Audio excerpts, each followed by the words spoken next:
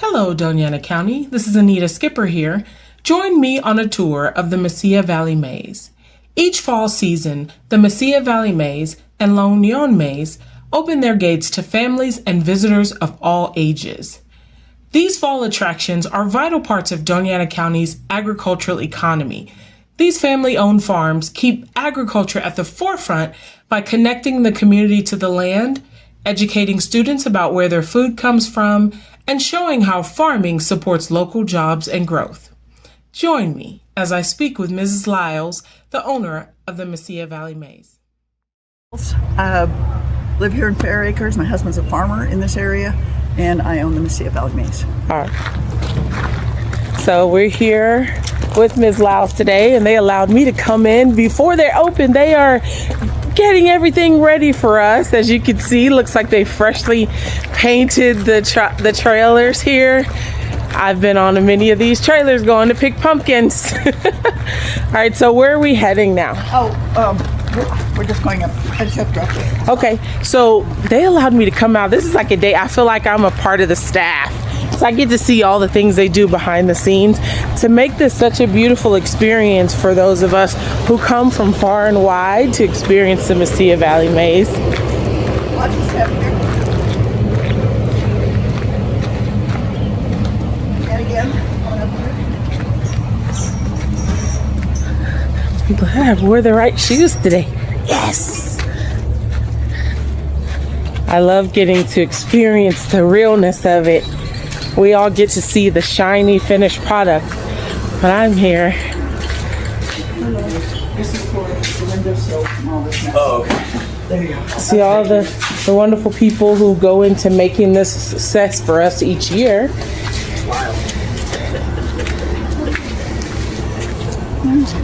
We'll go down here back out. Okay. So tell me, Miss Lyles, how did this place even come about? Like, did you inherit it from someone, or did you all found it?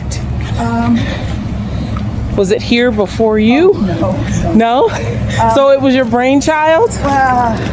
It was a neighbor, George Newman, owned guacamole back when it was guacamole. Before it was all I remember I lived here when it was guacamoles. And this was a chili field. There was nothing here. This was an empty field. And we got hit with Phytophthora, which is a chili disease. It was also the 150th anniversary of Las Cruces that year, and George had designed the logo and so he'd heard about a corn maze somewhere in England. I said, "What? You ever heard of one? Let's try it." We did. Tens of people came. And Tens, yeah. And so we decided to do it again and again. This is our 27th season. There were no trees, there was no shade, there was no grass, there was nothing here. It was a completely empty piece of farm ground. And it took 27 years to very slowly build it up to what it is today. Our main focus was then and still is school kids, school field trips. We have schools coming from 17 different districts: Arizona, New Mexico, Texas, also from Juarez. 2 hours on a bus in each direction is what schools are willing to do to come here, because it's kind of a unique thing. If you live back east or in the Midwest, there's a lot of pumpkin patches, corn mazes, apple orchards, those kinds of things. But here, there aren't any. And when we started, we were the first one in the state. that is impressive. From Arizona and all around. Yeah. Wow. So many people, when they have a business, we always hear first few years are difficult. Why did you all continue? And 27 years later, so many people would have just stopped after the first 10s showing up. So, well, by the time I started this, all of my kids were in school, Fair Acres Elementary. Shout out Tigers. Yep, last one was in kinder, and George says, "Let's do this." We kind of did it, and some people came, and then we decided, we'll do it one more time, just for the fun of it. George sadly passed away, and since we already owned the farm, it just kind of fell to me, and the response we got from the schools that were looking for an educational opportunity for their younger students that wasn't, say, just going to the fair, because there really wasn't anywhere else to go for an ag-based field trip at the time. The farm and ranch didn't even exist yet. So they started coming here, and then the schools from El Paso started coming. And now they come from as far as Clint and Tornillo, Juarez, Lordsburg, Animas, TRC, Garfield, and Array, this big area. And now we have a district, I guess it's not Bowie, it's just on the other side of the border into Arizona now. So people come, and our school field trip days are booked up. Part of the thing is we only do, during the school days, we only allow the schools in. We do not allow any general public. The parents, of course, that come with the schools, because you can't go to a school now unless you're supposed to be there. Well, we feel that we have the responsibility to make sure that the only people that are here are the ones who are supposed to be here with all the school children.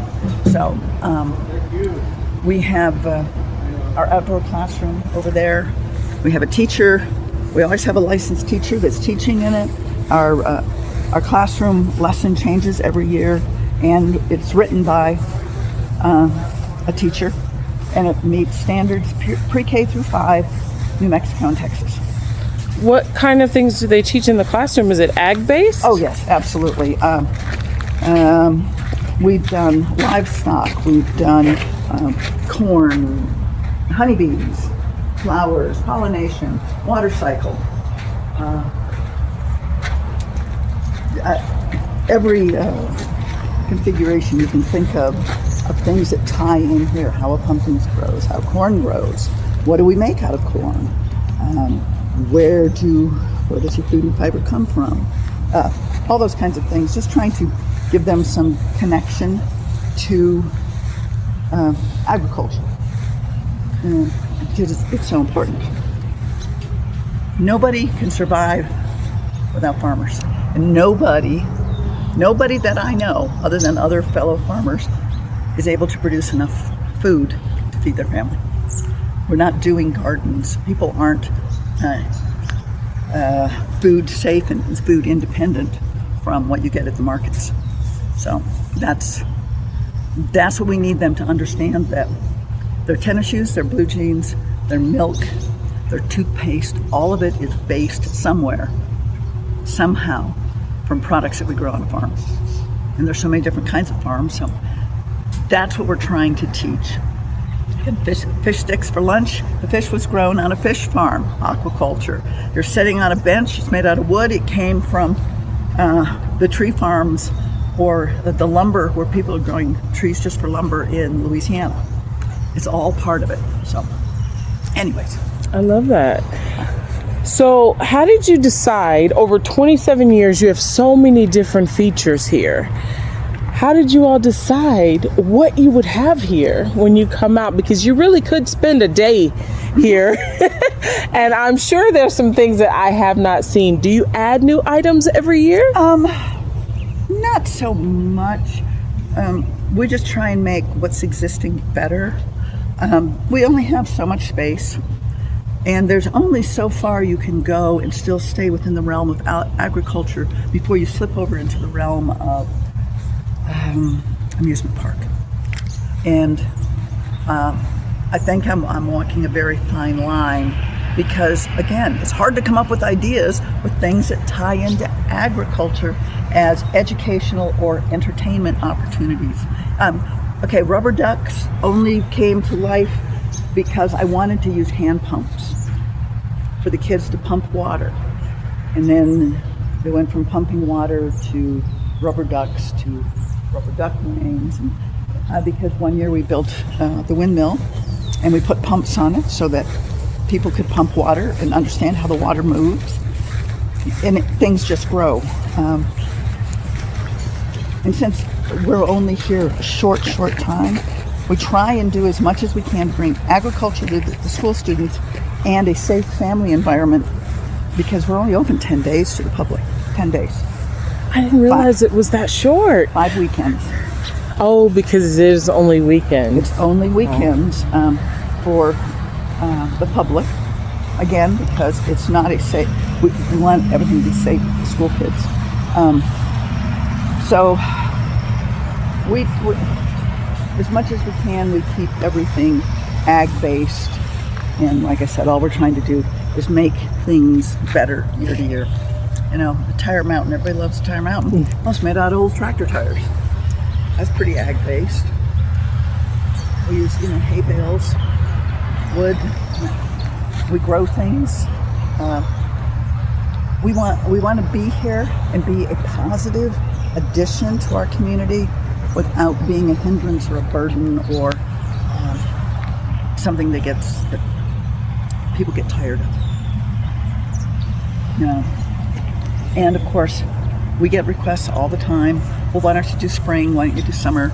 And it's like, well, in spring the wind blows and blows and blows. And dust. The place isn't as pretty and green in the spring.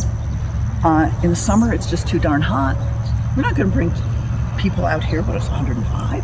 Oh wait, nobody will come when it's 105. So, which is why we wait until the fall and do our thing. Well, you definitely have found your niche. I mean, this is what everybody looks forward to this season. So that's good. When did you add, or have you always had, the actual picking of the pumpkins as a part of the experience? I think we added that in either 2002 or 2003. And here's the funny thing. So my husband said, you should have pumpkins. You're there in the fall. It's okay. So we planted 2 acres. That's a very small amount. And we got an old tractor, which we wore out and we converted into a picnic area. And he built a trailer. The ones you saw that were freshly painted, those are old cotton trailers that we converted because we used to be cotton farmers. And we put one ad in the newspaper that the pumpkins were ready. And by the time the first weekend was over, we didn't have any more pumpkins. Everybody, it was such a new, it was the first time anyone in southern New Mexico or West Texas had ever been able to go and pick pumpkins. So the pumpkins are ready, people knew that to mean just come out and pick them or come buy them, or what did they? We did a whole ad. The pumpkins are ready. Mesilla Valley Maze, blah, blah, blah, blah, blah. I mean, this is before the internet. And people saw it. We were reading the newspaper, I guess. We were reading the newspaper. And people came. They came from El Paso.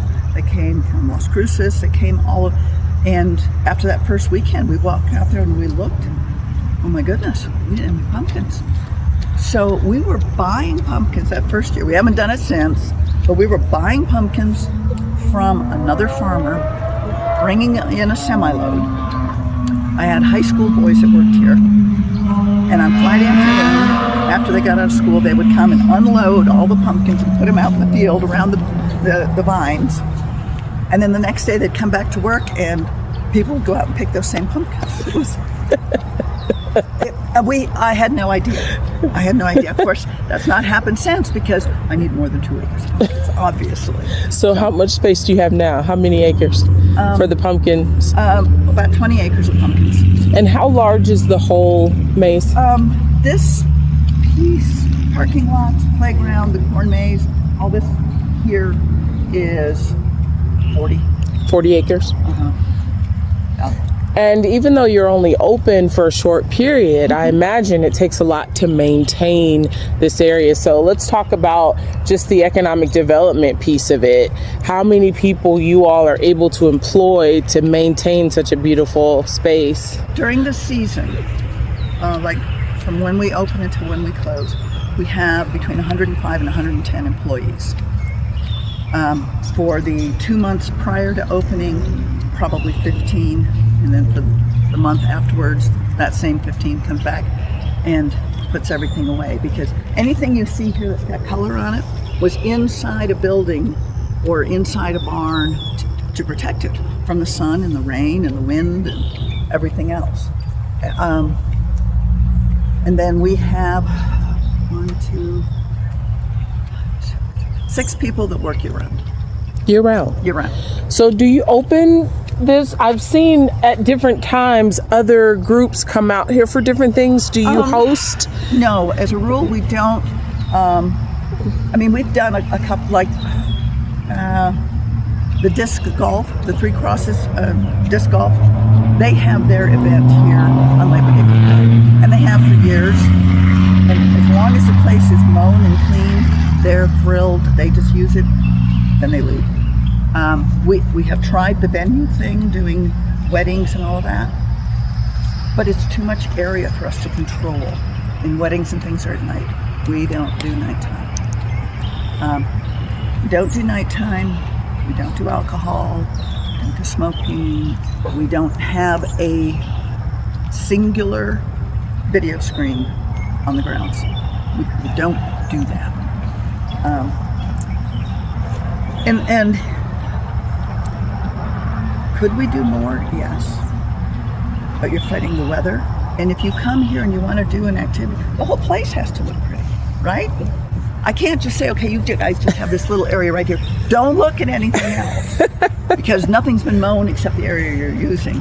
So, and we have tried it. We have tried it in varying iterations. We've done a nighttime thing once, a scare thing once, 25 years ago, once, never again. We close at 7 p.m. because by then it's time to take your children home. I think there's something to be said about figuring out your niche and not trying to be everything to everybody. And the first 10 years, we were trying to figure out who we were.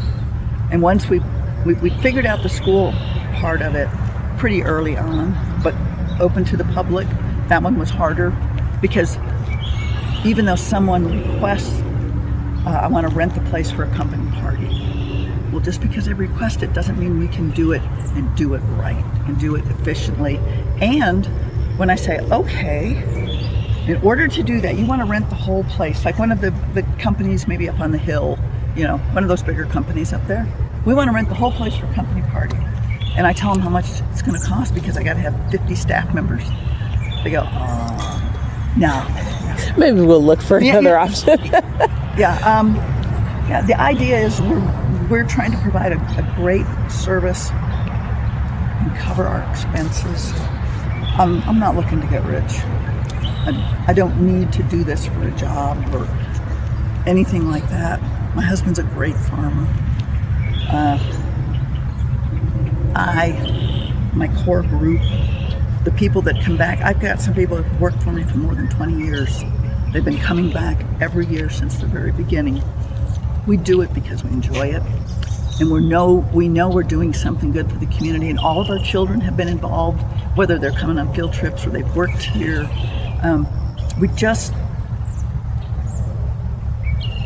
It's a labor of love. It really is. It really is a labor of love. That's why we do it. Well, that's a beautiful sign that you're doing something not just right, but wonderful. You have the same people staying with you. Yeah. And how beautiful is it to be able to do something because you love it?